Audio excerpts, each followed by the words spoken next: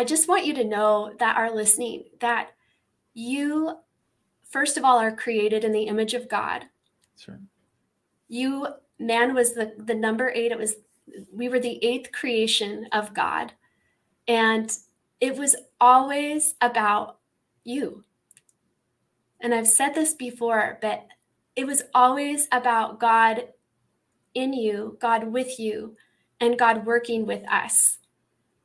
And he is so brilliant that all throughout the Bible, we see that he uses the least likely, the imperfect, even the ones that are wicked.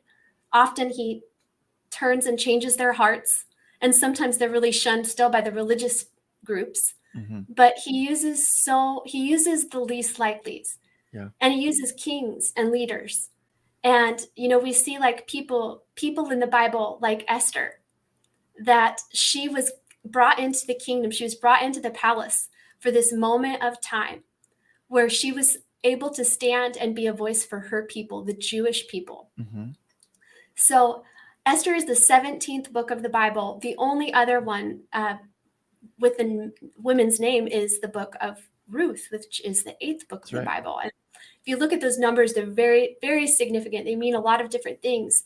But Esther, she chose willfully to step into this position and actually be a voice for her people, risking her whole life. So that's just one example of, how God, the Jewish people in that day were saved from annihilation because Esther stepped into that. Right. And we also say that God saved the people, but he did it in a big way through her, through Mordecai, and through this great plan. Through their yes. Yeah. And I think that, we think that God can use anybody. And he does. Just all he needs is our yes. He doesn't need perfection, but what he does need is our yes.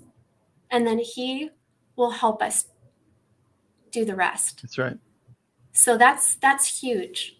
And it is about that yes. But he, first of all, those of you that are here watching this today, wherever you are, whatever situation or circumstance you're in, there is an enemy of your soul, an enemy of God, an enemy of mankind, that he's real. He's very real. There's people I know that simply came to know the Lord because they found out how real the enemy, Satan is and evil is in our world. And so that is real. But he is a mocking enemy that has no power, nothing compared to the power that is in you and me. And he is betting and hoping. He does not have hope because he's lost all hope. So he's betting and conniving with every last bit of time that he's got to hope that you're not going to rise up out of whatever it is that's in your life or circumstance right now. Now you need the King of all kings. He called you for this time, and he put in you his blood. You are the bloodline and lineage of a king. And that enemy of your soul, just like he's tried to wipe out humanity, mankind, all throughout the Bible and history, he's the one that is, he doesn't want you to rise up right now.